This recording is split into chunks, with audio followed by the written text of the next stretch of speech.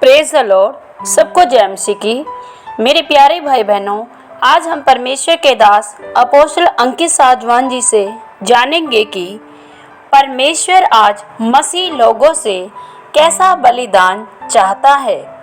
तो मेरे प्यारे भाई बहनों, आप इस वीडियो को पूरा सुने और देखें, क्योंकि परमेश्वर के दास ने इस वचन को गहराई से समझाया है।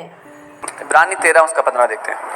Therefore, by him or through him, let us continually offer the sacrifice of praise to God, that is the fruit of our lips, giving thanks to his name. इसलिए हम उसके द्वारा स्तुति रूपी बलिदान अर्थात उन होठों का फल जो उसके नाम का अंगीकार करते हैं, परमेश्वर को सर्वदा चढ़ाया करें।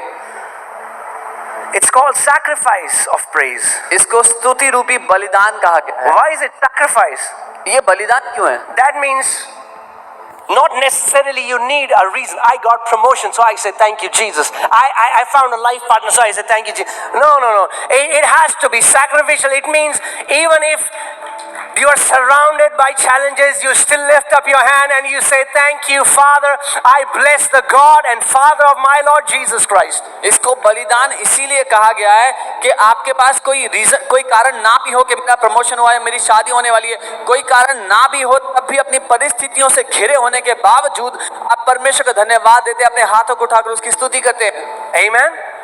Every carnal person can thank God after he got the answer. हर एक दुनियावी इंसान भी धन्यवाद बोल सकता है अपने उत्तर को पाने के बाद। But there are few. See, a sacrifice of praise is motivated by faith. एक स्तुति रूपी बलिदान विश्वास के द्वारा उत्पन्न होता है। Amen. Amen. That means you don't give thanks because you have seen the answer. इसका मतलब आप इसलिए धन्यवाद नहीं कह रहे परमेश्वर को क्योंकि आपको उत्तर दिख गया है, But because you give thanks, you will see the answer. लेकिन क्योंकि आप धन्यवाद दे रहे हैं, आपको उत्तर दिखेगा ही दिखेगा। God told Israelites to praise him when the wall of Jericho was still standing. परमेश्वर ने इस्राएलियों से कहा मेरी स्तुति करो तब जब यरीहो की दीवारें खड़ी थी। God didn't say, when I'll destroy the wall, when the wall comes crumbling down, then you praise me. परमेश्वर ने ये नहीं कहा जब मैं दीवारों को गिरा दूं तो मेरी स्तुति करना। No. नहीं। But because they praised God before, it was the power of their praise. It was when God accepted their sacrifice, the power of God was released and the wall fell down. लेकिन जब उन्होंने परमेश्वर की स्तुति की, परमेश्वर ने उनकी स्तुति को ग्रहण किया और परमेश्वर की ताकत उनके लिए खुल गई, उस ताकत की वजह से वो दीवारें गिरती हुई नीचे आ गई। So many people say, when I get healed, then I'll praise God. कई लोग कहते हैं जब मैं चंगा हो जाऊंगा तो प्रभु की स्तुति No, करूंगा। you offer the sacrifice of praise even when you have symptoms in your body, and Jesus will take that sacrifice of praise in the Father's presence, and as the Father receives that sacrifice, He releases His healing in your body. नहीं, आप तब अपनी स्तुति का बलिदान परमेश्वर को चढ़ाना जब अपनी चंगाई नहीं देख रहे हो, और जब परमेश्वर आपकी स्तुति के बलिदान को ग्रहण करता है तो आपके जीवन में आप अपनी चंगाई को पालेंगे पिता की ओर से। Amen. Let's see what this says. Therefore, by him, let us on Sundays offer the sacrifice of praise to God. और यहाँ लिखा है इसलिए उसके द्वारा हम रविवार को अपने बलिदान चढ़ाएं स्तुति, And on Fridays, because it's Friday service. और शुक्रवार को भी क्योंकि शुक्रवार को भी सभा होती है। What does the Bible say? Continually. What does continually mean? That means no matter what it is, every day, Monday, Tuesday, Wednesday, Thursday, Friday, Saturday, Sunday, you get up in the morning and you praise God. You say, Father, I praise you because you are good. Bible कह रही है निरंतर, लगातार, बिना रुके, चाहे कोई भी दिन क्यों ना हो, सोमवार, मंगलवार, शनिवार, कोई भी दिन क्यों ना हो, हर दिन हम बिना रुके परमेश्वर की स्तुति रूपी बलिदान उसको चढ़ाते रहें। Amen.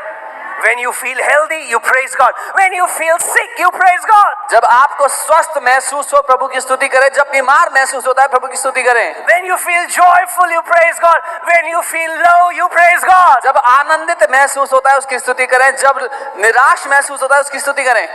Our praise to God is not a response of our feelings, it's a response of our faith. परमेश्वर के लिए हमारी स्तुति हमारी भावनाओं का, हमें क्या महसूस होता है उसका नहीं, लेकिन हमारे विश्वास का उत्तर है। Think about this.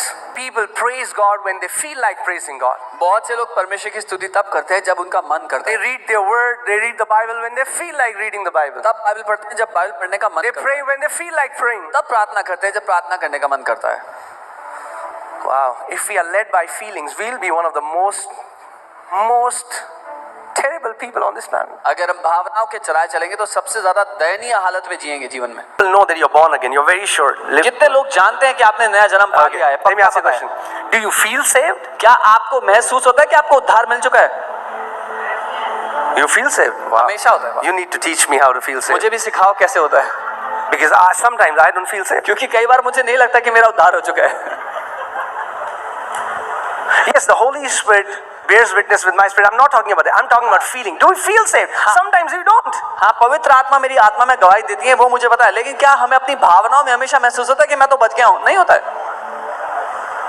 Amen. Sometimes I have to come to preach and I don't feel saved. कई बार मुझे प्रचार करने के लिए आना होता है और मुझे बिल्कुल भी उद्धार मिल गया ऐसा महसूस नहीं हो रहा होता। And Satan tells me, और शैतान कहता, you cannot do it. तुम नहीं कर सकते हो। I said, I don't stand on my strength or my weaknesses. I know I'm called by God and my trust in the one who called me. I don't have to feel a thing. I trust his word. और मैं कहता हूं, मैं अपने बल या अपनी कमियों पे खड़ा ही नहीं हूं, मैं उस पर भरोसा रखता हूं, उसके सहारे खड़ा हूं जिसने मुझे बुलाया है और वो क्षमता रखता है। Amen. So don't be led by feelings, be led by faith. भावनाओं के चलाए ना चले, विश्वास के चलाए चले। And faith is what?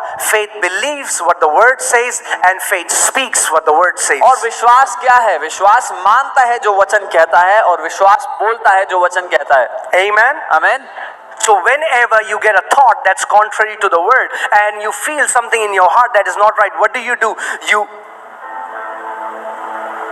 don't quickly speak it out. जब कभी आपको कोई ऐसा विचार आए, ऐसा कुछ महसूस हो जो परमेश्वर के वचन के विपरीत है, उससे मेल नहीं खाता, आपको क्या करना चाहिए? अपने मुंह को बंद कर ले, जल्दी से उसको बोलना। See, many times when sin is mentioned, we always see homosexuality as sin, which is, and we see pride as sin, which is, and we see all these things that sin, adultery and drunkenness, which is. But what I'm saying is, many times we don't see speaking contrary as sin.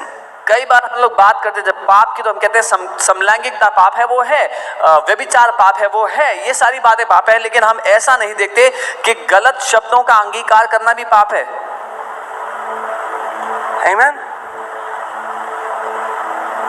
So, and that's why we think, I didn't mean that, I'm just saying it. और इसलिए हम कहते हैं कि मैं तो ऐसे ही कह रहा था।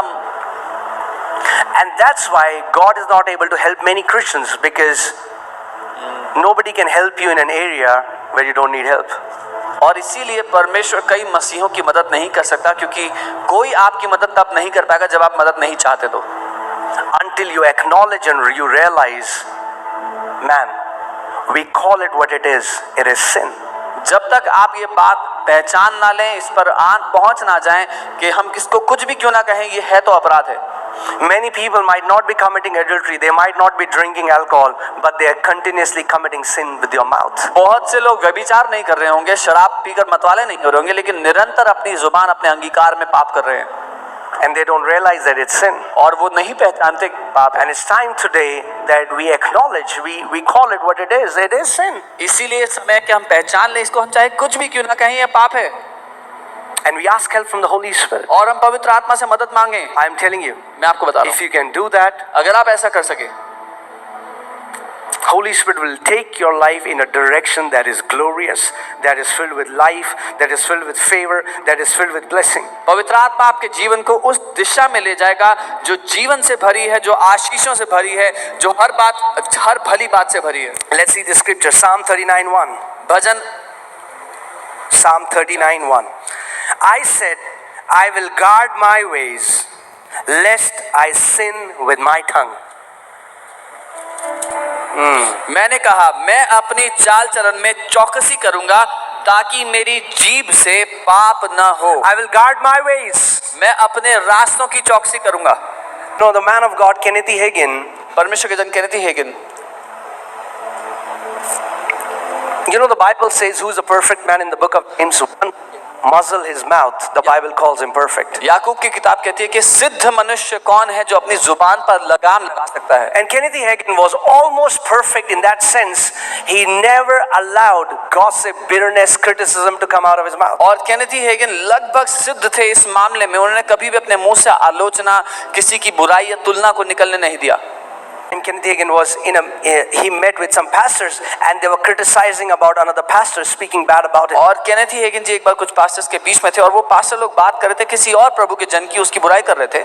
And he got up and he openly said to everyone, he said, I will not participate in this sin. I will not die before my time. And he walked away from that place. और उन सब के सामने Kenneth ई Hagin जी उठ खड़े हुए बोला कि मैं इस पाप में भागी नहीं बनूंगा, अपने समय से पहले नहीं मरूंगा, और वहां से चले गए। Like honor can increase the lifespan. The Bible says, honor your mother and father so that your days may be full. Like honor can increase a life, dishonor can cut short a life. ठीक है, जैसे आदर आपके जीवन को बढ़ा देता है, बाइबल कहती है अपने माता पिता का आदर करो, इसके द्वारा तुम लंबा जीवन पाओगे, ठीक वैसे ही निरादर आपके जीवन को छोटा कर देता है काट कर। Amen. परमेश्वर पिता इस वीडियो के देखे जाने और सुने जाने के द्वारा आप सब लोगों को बहुतायत से आशीष और बरकत दे। सबको जय मसीह की।